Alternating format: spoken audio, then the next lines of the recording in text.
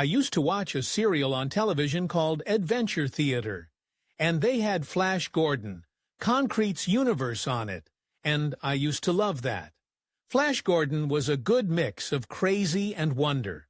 From a movie star who vanishes at Christmas, never to return to his $30 million film, to grown men in bird costumes who can't sit down because their wings hurt too much, this is the bizarre true story of Flash Gordon's chaotic production. But how did Hollywood's most expensive disaster become a beloved cult classic? And what shocking secrets remain hidden today? Up next are the weirdest facts you didn't know about Flash Gordon. Join us. The rejection that changed cinema forever. A young filmmaker walked into Dino De Laurentiis' office with a dream. George Lucas wanted to bring Flash Gordon to the big screen, but the Italian producer had other plans.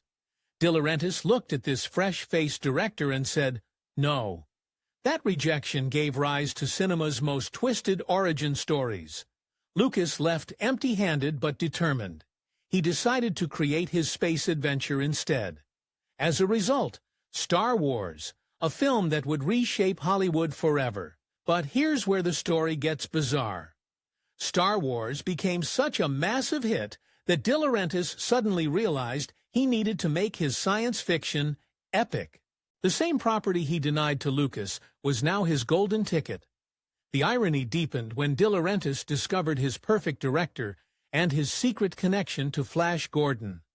Federico Fellini had once worked on bootleg Flash Gordon comics during Mussolini's ban on American strips in 1930s Italy. When Fellini refused to direct the film, they named Princess Aura's pet after him, a tribute or an insult depending on your perspective. De Laurentiis assembled a chaotic production that would make film history for all the wrong reasons. Italian crews who couldn't speak English. A translator so terrible she'd describe a beautiful woman as a cat. Actors playing scenes straight while everyone else thought they were making comedy. The cast and crew had no idea they were creating something that would become a cult phenomenon, precisely because everything went wrong. But that rejection was just the beginning of an even stranger tale. What happened next would become Hollywood's most obsessive creative meltdown. The director who disappeared after 1 year. Nicholas Roeg locked himself away with stacks of Flash Gordon comics. The acclaimed director of The Man Who Fell to Earth spent an entire year consumed by his vision. He wasn't just reading the strips. He was reimagining everything. Roeg saw Flash Gordon as something nobody expected. Not an action hero, but a metaphysical space messiah. Gone were the classic tower designs from the original comics. In their place, Roeg dreamed of crystalline cities that defied physics. His Mongo would be an interpretive wonderland where reality bent like light through a prism. For 12 months, Roeg crafted detailed storyboards and treatments. He hired artists to bring his cosmic vision to life. Every panel sparkled with otherworldly beauty. This wasn't Flash Gordon. This was something entirely new. Then came the meeting that ended everything. Roeg walked into De Laurentiis' office, confident and excited. He spread out his year of work across the producer's desk. The crystalline cities gleamed. The metaphysical concepts swirled across page after page. De Laurentiis took one long look and said 5 words that ended it all. He didn't want that picture. Roeg stood silent and walked out. No argument, no second chance. A year of bold ideas, sketches, and passion, all gone in minutes. Just like that, the dream fell apart. After crushing one director's dreams, De Laurentiis made an even bolder move. But would the most famous filmmaker in Italy take the bait? The Fellini insult hidden in plain sight. Federico Fellini was De Laurentiis' dream director. The legendary filmmaker behind masterpieces like 8.5 seemed perfect for Flash Gordon. After all, Fellini had a secret connection to the character. During Mussolini's ban on American comics in the 1930s, a young Fellini had worked on bootleg Flash Gordon strips in Italy. De Laurentiis made his pitch. Fellini listened politely and then delivered his crushing rejection. The producer's response was pure petty revenge. He named Princess Aura's pet Fellini in the final film, a backhanded insult disguised as tribute that moviegoers still see today without knowing the story behind it. With 2 directors down, De Laurentiis turned to Mike Hodges, the gritty filmmaker behind Get Carter. Hodges stepped into a production already spinning out of control. Scripts kept changing. Sets appeared overnight. Costumes arrived without explanation. Years later, Hodges would call Flash Gordon the most expensive improvisation in film history. $27 million spent on a movie where nobody knew what they were making from day to day. 3 directors had already left their mark on this one film. Lucas pitched it, but got turned down. Roe Age dreamed up a wild, surreal version that never happened. Fellini said no with a smile, and then came Hodges, walking straight into a mess, unaware he'd soon be steering this runaway train. Each rejection and ego clash pushed the project further into chaos and closer to accidental genius. With directors settled, the real chaos was just beginning to unfold. But how could one person's language skills destroy an entire movie? The translator who couldn't translate. Lorenzo Semple Jr. had written for the Batman television series and worked with De Laurentiis before. He seemed like the perfect choice to craft Flash Gordon's screenplay. But there was one massive problem nobody saw coming. De Laurentiis had insisted on translating every script into Italian using his translator. This woman had one small issue. She couldn't translate anything correctly. When Semple wrote about a tall, beautiful woman walking into a room, the translator somehow turned her into a beautiful cat. Semple watched in horror as his carefully crafted scenes became complete nonsense. He complained to De Laurentiis about the terrible translations, expecting the producer to fix the problem immediately. Instead, De Laurentiis delivered one of the strangest responses in Hollywood history. He didn't want to be fooled by written words. He preferred not understanding the actual dialogue because he only cared about the story's basic shape. This strange, creative mindset caused chaos from the top down. The cast kept getting mixed signals. One moment they were told to play it straight. The next, they were encouraged to be silly. Scenes didn't match in tone, mood, or purpose. The crew was constantly confused. Some thought it was a bold sci-fi epic. Others thought it was a full-blown spoof. Nobody was ever really sure what they were making. Meanwhile, De Laurentiis kept pressuring Semple to make Flash Gordon funnier, like his Batman work. Semple later admitted this was a catastrophic mistake that sent the whole project spinning even further out of control. But translation chaos was nothing compared to what happened next. How could a game show contestant who lost his date become Hollywood's newest action hero? The dating game discovery that changed everything. Sam Jones walked onto the dating game stage just trying to make some quick cash.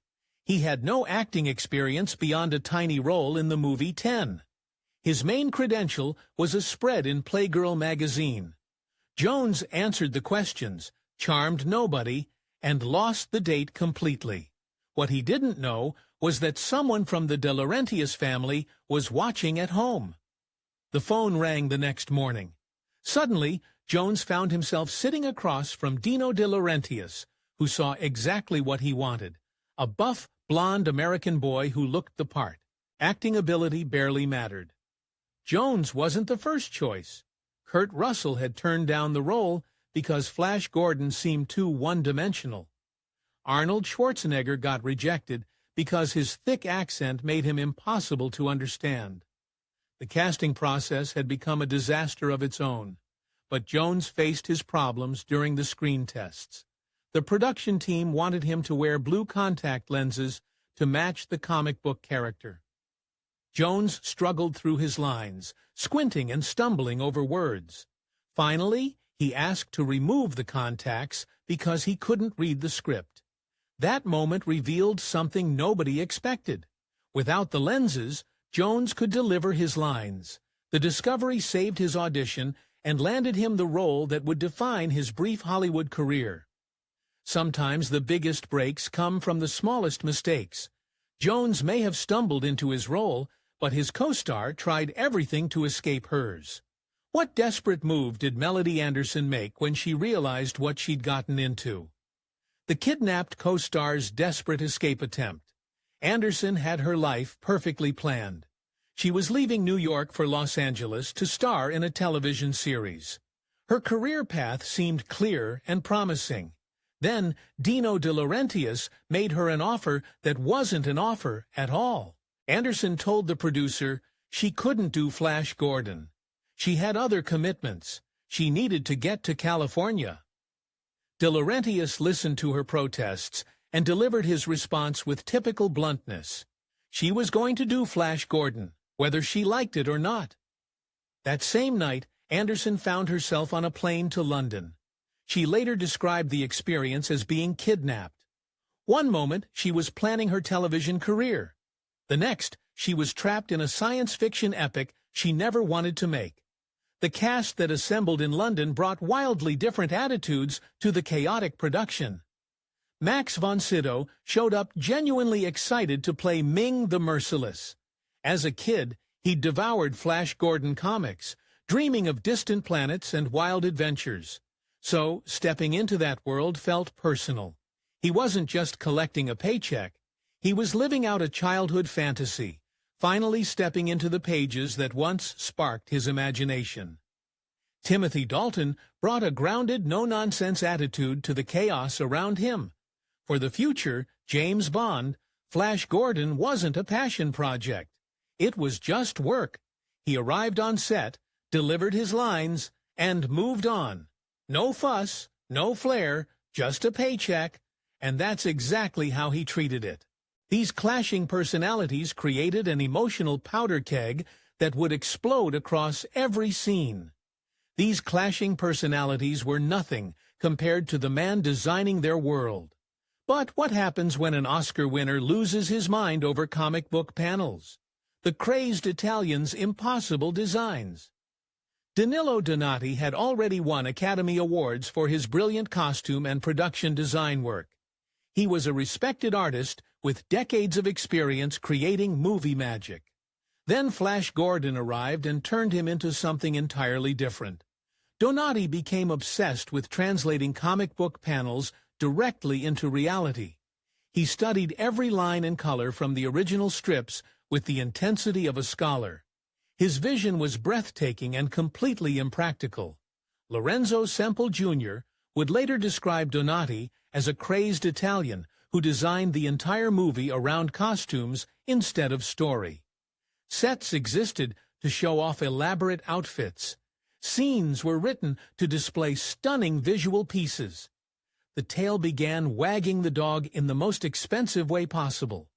Donati's creations looked incredible on screen. His costumes sparkled with otherworldly beauty. His sets gleamed like jeweled palaces from another dimension. Every frame burst with visual splendor that still takes your breath away decades later. But his artistic obsession created massive problems during filming. Actors couldn't move properly in the elaborate costumes. The sets looked gorgeous, but made no practical sense for action scenes. The Hawkmen couldn't even sit down, because their wings would stab into their backs. Donati had created a visual masterpiece that was almost impossible to film. His mad genius pushed the production further into beautiful chaos.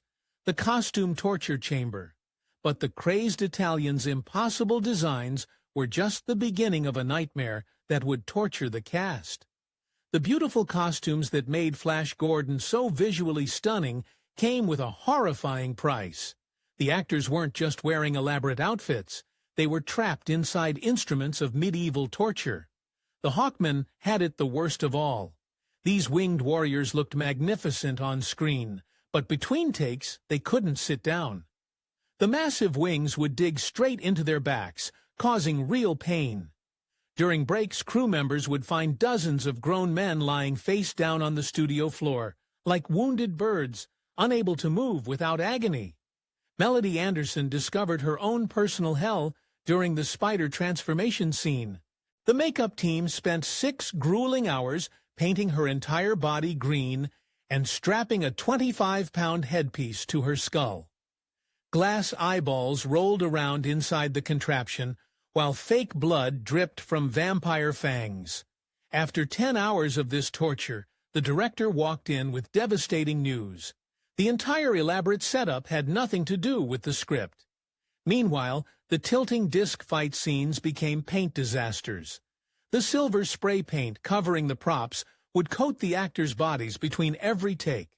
Production ground to a halt as crew members frantically scrubbed metallic paint off Timothy Dalton and Sam Jones over and over again. The costumes looked incredible in the final film, but behind the cameras they created a bizarre torture chamber where actors suffered for their art in ways no one had anticipated. Costume torture was nothing compared to what happened next. What happens when the movie's biggest star simply vanishes one Christmas morning? The star who vanished. Sam Jones wasn't just fighting with painful costumes during Flash Gordon's production. He was fighting with everyone. The handsome quarterback turned actor had developed a dangerous pattern of getting into actual physical fights on set, turning the already chaotic production into a war zone. In one of the most bizarre moments in movie history, De Laurentiis made a shocking decision. Instead of shutting down the $30 million production, he told director Mike Hodges to keep filming with stand-ins and voice doubles. Flash Gordon became the first major Hollywood blockbuster ever completed after its star went missing, creating a cinematic mystery that still baffles people today. But Sam's disappearance wasn't the only mystery that haunted Flash Gordon's production. Who was the secret voice that replaced him? The voice actor, whose identity remains secret. When you hear Flash Gordon's most famous lines, you might not be hearing Sam Jones at all. After the star vanished during Christmas break, director Mike Hodges faced a nightmare. He had a $30 million movie with missing dialogue and no leading man to record it. So Hodges did something unprecedented. He hired a mystery voice actor to dub over Jones' lines in post-production. But here's where it gets weird. Nobody knows who this phantom voice belongs to. Hodges claimed it was just a few lines here and there. Jones fired back, insisting it was a majority of his dialogue. The truth, somewhere in between, lies one of Hollywood's strangest cover-ups. Watching Flash Gordon, hearing that iconic voice declare, "I'm flying blind on a rocket cycle." But whose voice is it? The dubbed lines were so seamless that even today, film experts can't agree which scenes feature the real Sam Jones versus his mysterious sound alike. The Italian crew couldn't speak English well enough to keep proper records, but the voice mystery was just the beginning of Flash Gordon's audio adventures. Wait until you see what happened when the cameras started rolling again. Special effects, disasters, and sound effect chaos. Flash. Gordon was one of the first movies to use blue screen technology on a massive scale. Sounds impressive, right? It was a complete disaster. Picture this. Melody Anderson hanging in the air, crash mats, staring at black walls covered in lights and hanging cords. The director yells, "Look up and see the Sky Palace." But all she sees is darkness and confusion. No models, no reference points, just empty space. And her imagination. The Hawkmen had it even worse. These poor actors couldn't sit down between takes because their wing costumes would stab into their backs.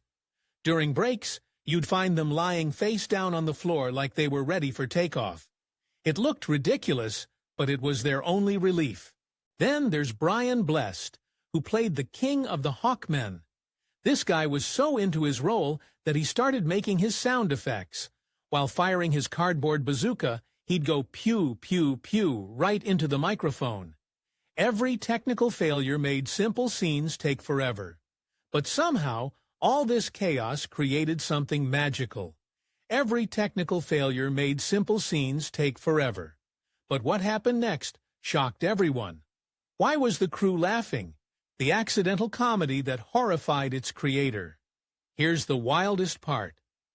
Nobody was trying to make Flash Gordon funny. The director gave strict orders to play everything completely seriously. No jokes, no winking at the camera, just pure space adventure drama. But something magical happened when they watched the daily footage. The crew would gather around the screen and burst into laughter. Not polite chuckles, hysterical, can't-breathe laughter. The more seriously the actors played their roles, the funnier it became. Dino De Laurentiis was horrified. He wanted his epic space opera, not a comedy. Sam Jones was standing around between takes, bored out of his mind. He grabbed one of the prop eggs and said it looked like a football. Melody Anderson joked that if he were a quarterback, she should be a cheerleader. They improvised the whole ridiculous sequence on the spot. Nobody planned it. Nobody wrote it. Two actors just started goofing around because they had nothing else to do. The cast kept playing it straight while audiences couldn't stop laughing. They created comedy gold without even knowing it. But the biggest shock was still coming. Who are the Queens? Director Mike Hodges had a vision for Flash Gordon's soundtrack. He wanted Pink Floyd to create something dark and atmospheric. But like everything else in this production, nothing went according to plan. Queen's manager somehow got wind of the project and arranged a meeting with Dino De Laurentiis. When he pitched the legendary rock band, the producer's response was priceless. He had no clue who they were. De Laurentiis had never listened to rock music in his entire life. Queen would be his first exposure to the genre. The man who greenlit a $30 million space epic had no idea he was about to work with one of the biggest bands on the planet. But here's where it gets interesting. Instead of background music, Queen demanded something nobody had ever done before. They wanted full creative control to make a real rock soundtrack that would sync perfectly with the movie's most dramatic moments.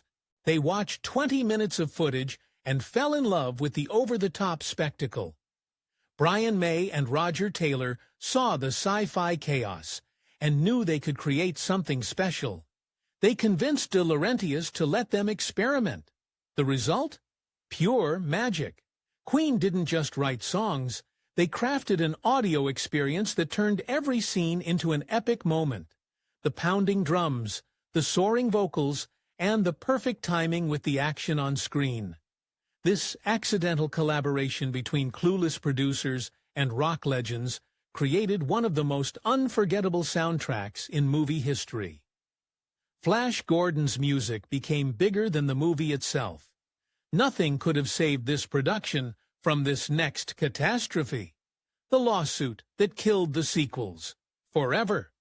After Flash Gordon flopped at the box office, you'd think the story was over. But Sam Jones had other plans.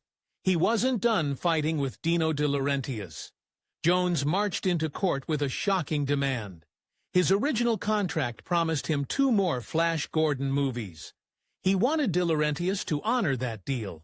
Even though the first film was a disaster, the lawsuit was bold, desperate, and doomed from the start. De Laurentiis had already moved on.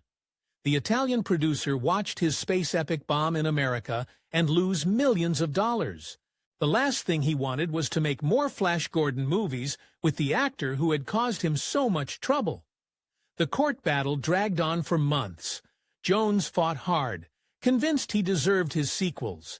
He probably dreamed of redemption, of proving himself as Flash Gordon in better movies with bigger budgets. But dreams don't always win in court. Jones lost the lawsuit completely. No sequels, no second chances, no Flash Gordon future. The legal defeat crushed any hope of continuing the story. What happened to Sam Jones after that? He made one of the strangest career moves in Hollywood history. The former Flash Gordon became a private bodyguard and moved to Mexico, from space hero to personal protection in a foreign country. Those planned sequels? They would have taken Flash to different planets, faced new villains, and maybe even fixed the problems that made the first movie so chaotic. Instead, they became Hollywood legends that never existed. The lawsuit didn't just end Sam Jones's career, it buried Flash Gordon forever. Or so everyone thought. Secret connections, spanning decades. Flash Gordon's influence reached places nobody expected. Hidden connections began to appear in the most unexpected places, revealing that this chaotic movie had left deeper marks than anyone realized. Here's something that will blow your mind. One actor appeared in both Star Wars and Flash Gordon. William Hootkins played the doomed pilot Porkins in Star Wars, then showed up as Dr. Zarkov's assistant in Flash Gordon. The same guy who got blown up in the Death Star battle also helped save Earth from Ming the Merciless. But the weirdest connection involves Queen themselves. After creating Flash Gordon's legendary soundtrack, they only scored one other movie in their entire career, Highlander. That film contained a direct reference to Flash Gordon when they wrote the song Who Wants to Live Forever, stolen straight from Prince Voltan's line in Flash Gordon. Years later, director Edgar Wright became obsessed with Flash Gordon's visual style. He used it as inspiration for Scott Pilgrim vs. the World, copying the crazy colors, comic book panels, and over-the-top fight scenes. Wright called Flash Gordon an absolute blast that deserved more respect than its campy reputation suggested. The influence kept spreading. Legendary comic artist Alex Ross, decades after the movie flopped, designed an entire line of Flash Gordon action figures. This wasn't nostalgia. It was genuine artistic admiration for the film's bold visual choices. Even the Beastie Boys referenced Flash Gordon's Italian cousin, Danger Diabolic, in their music videos. These connections weren't accidents. Creative people kept discovering something special hidden inside this messy production. Flash Gordon had become a secret language among artists, directors, and musicians. They saw what audiences missed in 1980. Pure creative courage wrapped in beautiful chaos. But there was one final twist nobody saw coming. Flash Gordon had become a secret language among artists. How does a disaster become immortal? The flop that became a phenomenon. Flash Gordon hit theaters in 1980 and immediately faced its biggest enemy, Star Wars. The space epic that George Lucas created because he couldn't get Flash Gordon rights was now crushing the original in American theaters. Audiences expected something like Star Wars, realistic space battles, serious heroes, believable worlds. Instead, they got camp, cheese, and characters who delivered every line like they were reading grocery lists. American moviegoers didn't know what to make of it. The box office numbers were brutal. Flash Gordon bombed so hard that theaters started pulling it after just a few weeks. Critics tore it apart. Trade magazines called it one of the year's biggest disasters. Dino De Laurentiis watched millions of dollars disappear. But something strange was happening across the ocean. European audiences loved Flash Gordon. They understood the comic book style, embraced the over-the-top acting, and went wild for Queen's thunderous soundtrack. The same movie that failed in America became a hit in Europe. Lorenzo Semple Jr., the screenwriter, felt sick watching his work get destroyed by critics. He later admitted the whole approach was wrong. The constant changes between serious and silly, the confusion about tone, the pressure to be funny when Flash Gordon was never meant to be a comedy. He called it all a terrible mistake. But here's the twist that nobody saw coming. Flash Gordon's failure in mainstream theaters gave it something more valuable than box office success: freedom to become something else entirely. Without the pressure of being a hit, Flash Gordon found its real audience through home video, late-night TV, and word of mouth. People discovered they could love it for all the reasons critics hated it. The stilted dialogue became quotable. The ridiculous costumes became iconic. The cheese became charming. Fans weren't looking for another polished space saga. They embraced Flash Gordon for exactly what it was: loud, weird, chaotic, and completely sincere. Its over-the-top style, clunky effects, and wild energy became part of the charm. What others called flaws, fans saw as personality. Every misstep turned into unforgettable magic. The production that nearly destroyed careers became a cult phenomenon that outlasted most of its contemporary blockbusters. Flash Gordon proved that sometimes the biggest disasters create the most lasting magic.